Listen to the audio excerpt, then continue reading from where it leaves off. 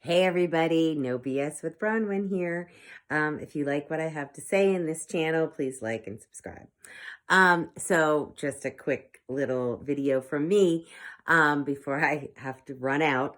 I just wanted to talk about the Democratic National Convention and what a clown show, what a fake bunch of lying billionaire, millionaires, Hollywood, ridiculous, stupid celebrities up there talking about all of their hope and change and joy and dancing and well, I think that Ben Shapiro breaks it all down in his opening speech of his podcast today. That being was today, Thursday, August 22nd. So I really don't have to say much because he's going to do it for you. Okay, here you go. Well, folks, last night was night 3 of the Democratic National Convention. If you want all the real-time updates you could ever seek, you need Election Wire Live. It's every night during the DNC, 7:45 p.m. Central. God love them. They're there covering this bleep show. Here's the thing. You might be able to sense already. I am highly irritable today. Not because of the state of the race, as we'll discuss in a moment.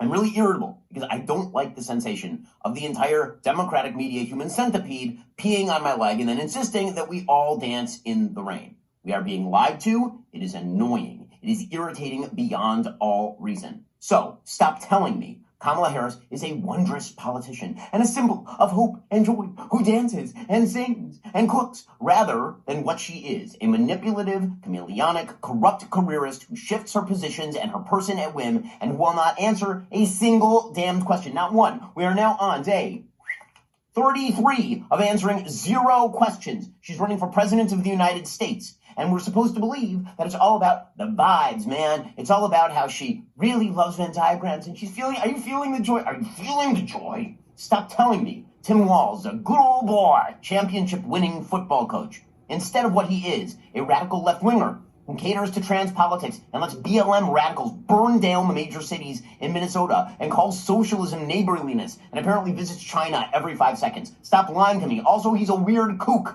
Have you seen him? Stop telling me that Joe Biden is like George Washington. He's a man willing to sacrifice for the public good. When in reality, Joe Biden is the most corrupt politician of my lifetime. He used his public position to enrich his corrupt venal family for literally decades, since before I was born. And then he was stabbed in the back by his own party and sent to political hospice care just to get rid of him. And now you're saying that he's sacrificial, he's Cincinnatus or George Washington? Stop lying. Stop telling me that Barack Obama is a messianic do-gooder. He's a man descending from the clouds to bring truths from on high to all of us, rather than what he is, which is an ugly, manipulative, racially polarizing machine politician who's willing to claim the right to steal other people's money and spend it on his favorite people, and then divide America based on race, and then make off with hundreds of millions of dollars in book and TV contracts, all the time claiming capitalism is bad and America is unfree. Stop telling me that Michelle Obama is a charming figure of unity, one of the great lights of our age, when she is, instead, a radical racial leftist who attended America's top universities and is worth bank and complains about the evils of America from one of her 3 multi-million-dollar mansions she earned off the back of being married to Barack Obama, and then complains about the affirmative action of generational wealth while her daughters are worth trust fund $10 million apiece. Stop telling me Bill Clinton is a down-home back-country type when he's a Yale law grad who screwed every broad he could find, with or without consent, and stole half the White House on his way out. Stop telling me Hillary Clinton is a sacrificial public servant when she's a corrupt harridan who spent her entire career getting ahead, lying, living off her husband's checkered legacy, a legacy, by the way, she helped enshrine by threatening his rape victims.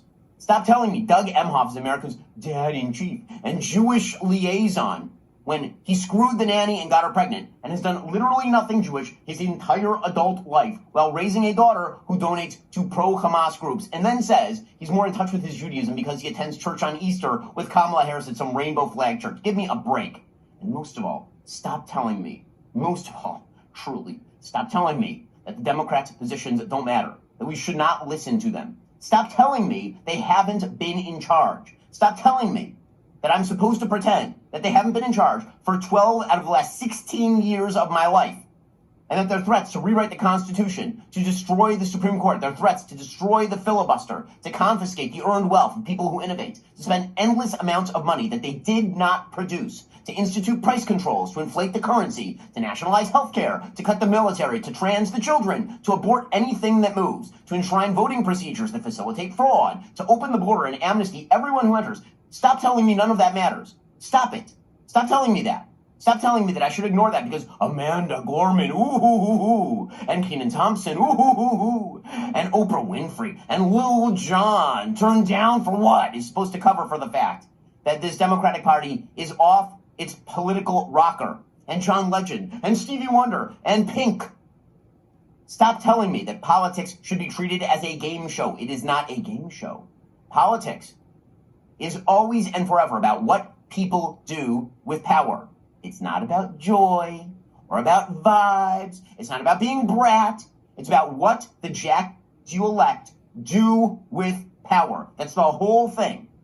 It's not about if you, in some sad sack way, want Kamala to be your mamala, or Tim Walz to be your high school coach from Friday Night Lights, or you want Doug Emhoff to be your dad who's the nanny.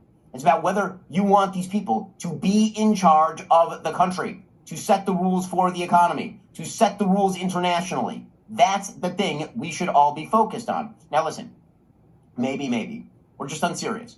Maybe we're unserious enough people, spoiled by the fact that we live in the richest time in American history, spoiled by the fact that we don't have to face down existential conflict. Maybe we're just unserious enough that's pretty much all politics is. It's now just a personal popularity contest. Fine, if that's the case, then we get what all failing republics deserve. But there's still many of us who have a stake in the future of the country and think the future of the country matters and think that policy matters and that what these people do with power absolutely matters. We're still worried about the future of our kids in this country. If you are, everything you're seeing at the DNC should be insulting. I mean, deeply, profoundly insulting. Because it is. And if you don't feel insulted, it's because you're caught up in the stupidity yourself. And at that point, you know what? America gets what it deserves. All right, so here's the thing. Before I get to the actual DNC, which has just been, it's a roadshow production. It's like an off-Broadway production of a not very good Broadway show. But we're all supposed to stand and cheer because they're singing Fight Song, or they're bringing forth Katy Perry, or whoever they're bringing forth tonight. Who gives a flying? Okay, but here's the thing. There's some actual bad news for Kamala Harris. I know, we're not supposed to say it because we're all in celebrate Kamala time. I mean, sure, she has never done anything worthwhile her entire life. Literally her entire life, she has not done anything worthwhile. She was a short-lived DA before she started Willie Brown, who elevated her in California politics by getting her a job at the San Francisco DA. She promptly defenestrated her own boss and ran for that job. And then I know we're not supposed to talk about the fact that she was a terrible attorney general of California. She barely sneaked through a race with Steve Cooley because he blew it in the last days of the race. And then she was elected senator in California in a race that had no Republicans in it because they changed the rules. And then she failed in her first presidential nomination race because she's a terrible politician who actually is not particularly smart. And she fell apart upon impact. And then she was selected from the scrap heap of history because she was a black woman by Joe Biden. And then she was an awful vice president. But now we're supposed to believe that now is the time to celebrate Kamala for all of her lifelong achievements of failing up. No one in American political history has failed up quite like Kamala Harris has failed up.